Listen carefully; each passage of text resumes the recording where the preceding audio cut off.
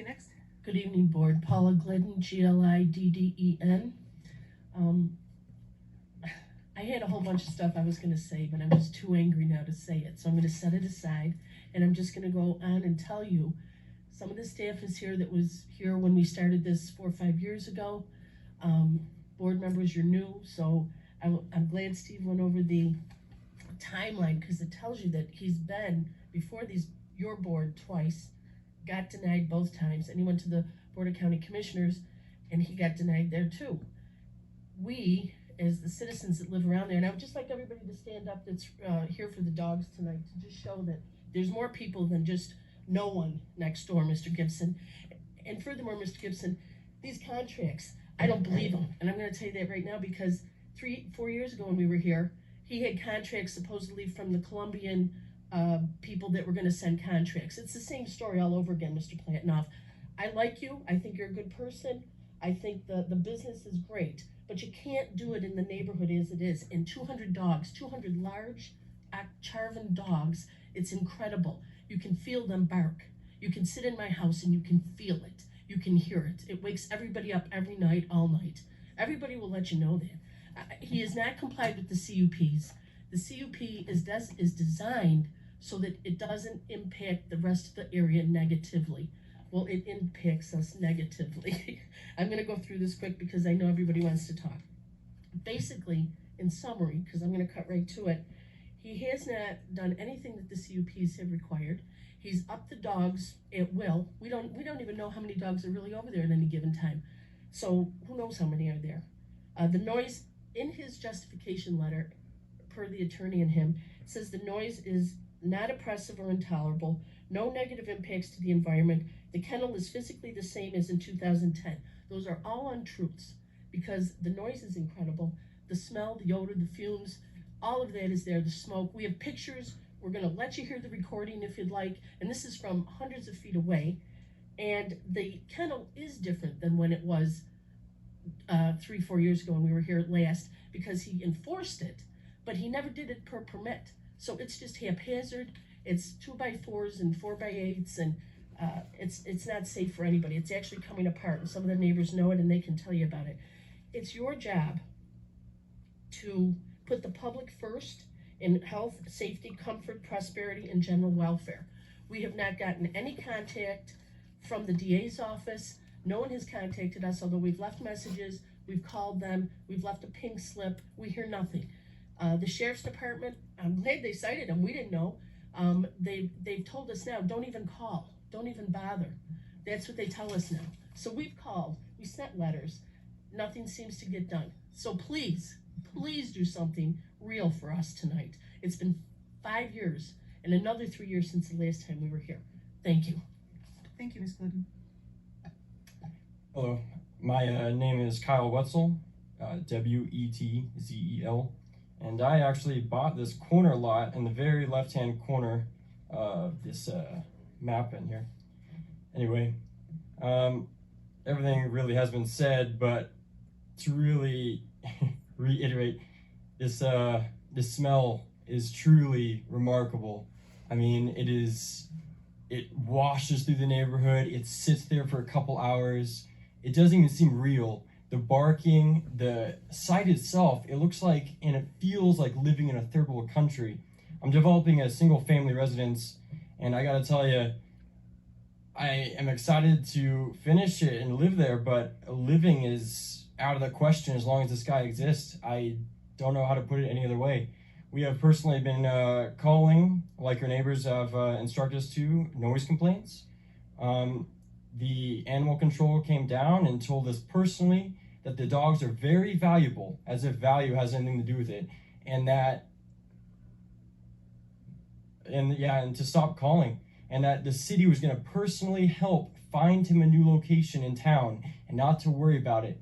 But I have no evidence of that, especially tonight. Clearly that's not going to happen. So I implore you to please do something about this. I don't think all these other lots, I mean, in this circle, it's like the ultimate blast zone, and you were like far beyond that. You could hear it just as clear. The smell is just unreal. In the afternoons during the summer, black clouds of smoke coming from his yard as he's burning, probably feces. The mailman is even reported dead dogs thrown in the dumpster, and a dog actually yesterday with a hole through its leg, limping around the property since it was shot, apparently. Like I said, it's like a third world country, and I can't believe it. It is the absolute armpit of Pahrump. Thank you. Thank you, Mr. Wetzel. Hello, my name's Doug Reefer, spelled R-E-E-F-E-R. I live at 9920 Gardenia, just outside this little 700-foot buffer zone, so my place is actually 800 foot away. I'm a crane operator by trade in Vegas, so I go to work at all times, hours of day and night, which means sometimes I have to go to bed at 6, 7 o'clock at night so I can wake up at 12 to go to work. I've had trouble sleeping because the dogs are so loud, they keep me awake. Now I deal with life and death. If I'm not well rested, I can make a mistake and kill somebody there. We bought this place approximately 3 years ago under an understanding that he has had his CUP revoked and something was going to be done about it there. Now in the 3 years plus, it's stated in the records they need 6 to 9 months to find a place to relocate. Obviously, that has not been happening here. It's unfortunate, maybe things do happen, but we actually drove by his place today and we noticed on the west side of his property on the kennels, wood is actually bowed out at the bottom where dogs can possibly get out. My wife has pictures of those. And on the east side, there's one spot that's very high up that the dog can actually jump through and get out. Now, knowing these dogs weigh 150 pounds, we all know how dogs can be quite active. I am concerned that if one of those dogs get out, because I actually saw about 4 or 5 of them out here last year running around, puppies, maybe 90 pounds. But if they get out and they develop the pack mentality, they can attack somebody. I'm dead. I'm 60 years old. My knees aren't that strong. They're probably gonna get me first before they get my wife. But I know a lot of people around there don't feel safe and comfortable. This is a residential area. He's conducting a business. He needs to be put in a business district, commercial area, because he says he has 200 dogs. Half of them disappear. You know, as a businessman, you're gonna replenish your stock so you can keep on selling. His dogs are never gonna go down to 30 dogs again. That does not make financial business sense. So no matter what happens and everything like that, he's going to keep his stock up so he can keep on selling his animals so he can prosper. That's good business sense. But it's not good business sense to be down there because we have 4 lots across the street from us on the community that have been sold. 2 lots to a commercial developer down in contractor in California, the other 2 being bought to be sold. So people are moving there. In the last 3 years, 5 more families have moved in there. I'm being one of them. I used to live in Vegas for 40 years. I'm tired of that rat race and the monopoly going on in there. It's not safe there. I move here, I don't really feel safe with those dogs there. I worry about my wife. I have a grandson, he comes over. I'm gonna worry about him too. If those dogs get out, they can go crazy. One person training 200 dogs, you can do the math. But I don't feel that's very safe. Thank you for your time. Thank you, Mr. Reefer. Hello? Is this on? Yeah, okay. Ellie Michaels, M-I-C-H-A-E-L-S. I reiterate everything everyone has said, and I want to add to it that, yes, he is breeding dogs, so he is replacing them. There are puppies there, absolutely. And my concern also, aside from the flies and the smell, I have put a lot more fly spray on my horses this past summer or 2 summers because of all the flies from all the dog excrement or whatever you want to call it. And he is burning the excrement, yeah, almost every day with no approval from the fire department or anything. So no rules are being followed. And that's just another one that's not. The other concern I really have being an animal lover is that this is one man training these dogs, and you hear these dogs yelping and crying. Now, clearly he's disciplining, training, whatever you want to call it. I don't want to make any accusations because I'm not physically there. I can't say. But if we are forbidden to call animal control because they stop calling us, who's going to protect these animals from being disciplined to the extent that they're being disciplined, and we don't know what extent. We don't know if it's bordering on abuse, if they're being hurt, if they're being shot. I don't know. But I am concerned in the fact that I have no access to animal control to check this out. It's extremely disturbing to me. The fact that these dogs are sitting in these boxes all summer at 112 degrees is another concern. These are big fluffy dogs.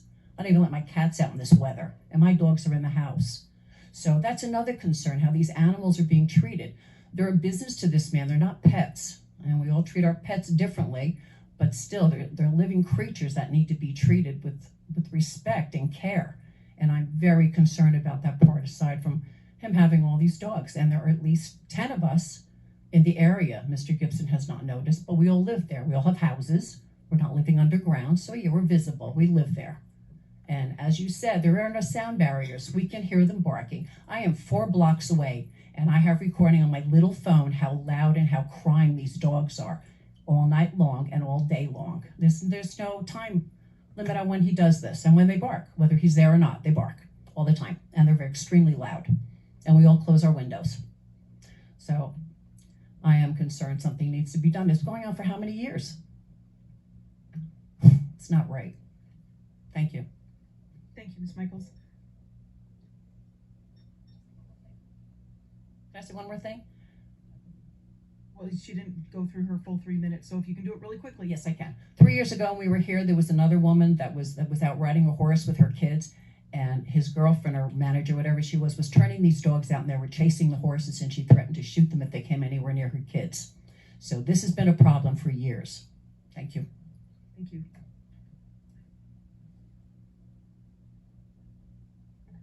Hi, I'm Kim Reefer, Ruefer. I'm the one that has the audio videos from our door to the dogs barking all hours of night. And they bark a lot from 6 at night to sunrise in the morning. And it's all different hours. I have called 911. I've talked to cops. They come out. I've got a recording from one. He came on at 1:30. He's talked to another one. One came to talk to my husband the next day because I wasn't there. And he says, they have a lot of dogs. They are loud. And that shouldn't be at all hours of the night. And I have from, all hours of the night, 33 seconds to up to a minute. And we had company over for a barbecue. We went outside, and all of a sudden you could get that smell. And they go, what is that? And the dogs started barking. You can't enjoy yourselves. We're locked inside. How are we supposed to enjoy our residents out there? It's supposed to be nice to be able to go outside, have a picnic, have fun, and sit out and enjoy your evenings. Please consider us. We are residents. And also, the person that sent that letter, they live right here. They've just built, not over here, right here. We're right here, right in the very corner. We can hear them way over here, all the way for here. The lady that was just here, she's way over here. And we talked to a person for a fence to put a fence up for us eventually. And he lives on Quarterback and Turner. He says, yeah, I can hear those dogs a lot. So that tells you how far does that travel. Please consider us residents to have peace and as you guys do. Thank you. Thank you, Ms. Reefer. I think it's already on. I'm Virginia Main, and my last name is Main. And I did write you a letter protesting this commercial kennel. I'm a property owner just one lot over, and then on Begonia on the corner. And we had have a shop there. We were going to build a house there, and after the dogs moved in, we put the pad in for the house and everything. And my nephew was going to build with us, and they said, no way, as long as those dogs are there. And since then, my husband passed away, and I'm trying to sell the property. And people hear those dogs, and it's just a complete turnoff. There would be more houses there if it weren't for the dogs. When they moved in, they quit building. The builder that built that house, it was on the market for $375,000, and that guy bought it, and the builder quit building because he immediately moved all those dogs in, and the builder didn't build any more houses after that.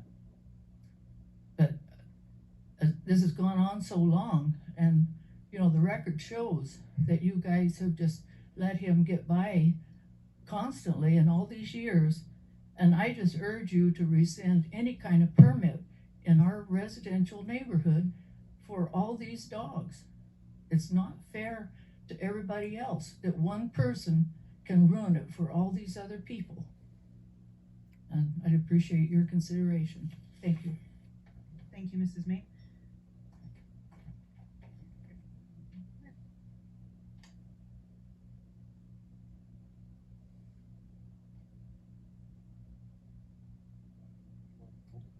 Could you please push the button and make sure the green light's on? Okay. My name is George Glidden, Glidden. Yeah, I understand that he's got a business.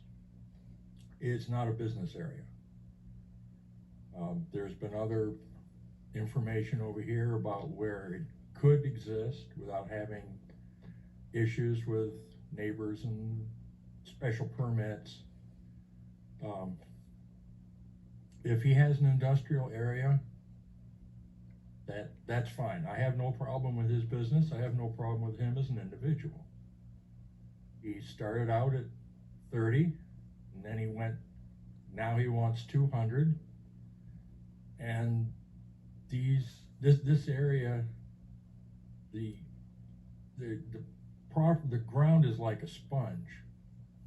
So any waste that sits on that ground, providing he washes down the kennel areas where the dogs live, I don't know, I've never been on the facility, this material is going somewhere. And I can't speak for my neighbors, but I drink bottled water that I bring onto the property from outside because I'm not sure what's in the groundwater. So if he's been emptying his waste out there for 10 years, 11 years, I have no idea what's coming out of that faucet.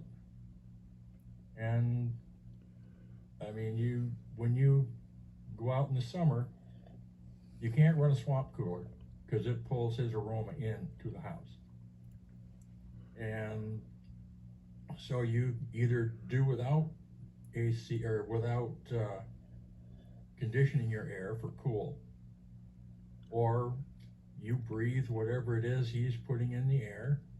We have had the fire department down there, not recently, and we have called. We had a deputy out 2 or 3 weeks ago, and of course at that instant the dogs were quiet, but he's been out there before.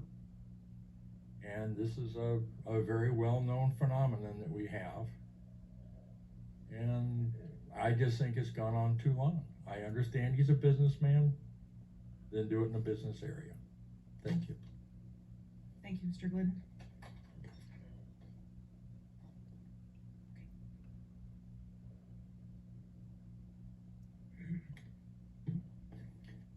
Hi, my name is David Maynard. Last name's Maynard. I just want to confirm that all the statements I just heard of the residents in the area is true. I'm actually own 4 properties within the circle line of the map and more right outside of the circle. They're all touching. And it's really baffling that nothing's happened. It's been going on for so long. I think last time we were here was like 3 years ago, and we were all excited thinking something, was going to happen. Nothing's changed.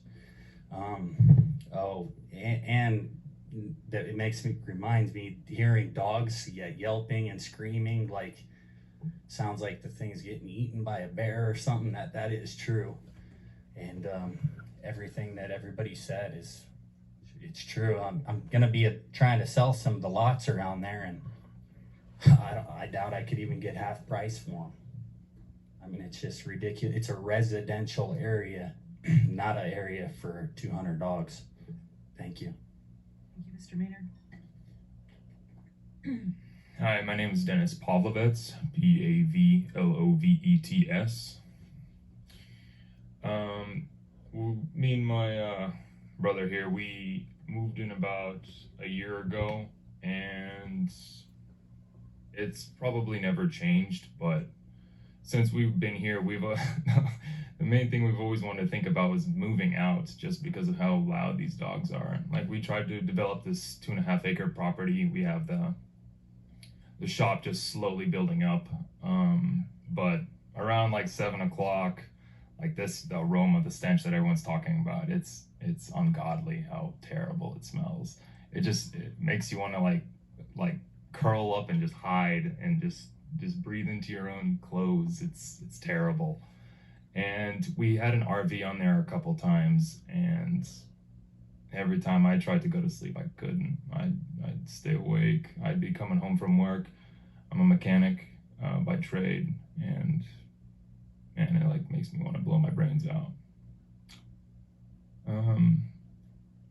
As far as him being a businessman, I understand being a business. I mean, me and him are trying to start a business, but as far as doing it in a residential area, I don't think it's not the right thing to do, especially for the residents that live here. Thank you. Thank you, Mr. Kravitz. Okay, is there any other public comment this evening? Okay, seeing none, we will close public comment. Applicant, is there anything else you would like to state this evening? Could you please make sure you're so speaking in the mic so we get you on the To record? clarify, Mr. Platunov was cited. We went to justice court. The matter has been resolved. It's done. So the sheriff, she said that she wasn't aware of any of the conclusion of it. I can tell you, as an officer in the court, I represented Mr. Platunov in that matter, and it's been resolved. No further movement on it. It's over. Okay, thank you. Anything else? Okay. Is there any further discussion from the board?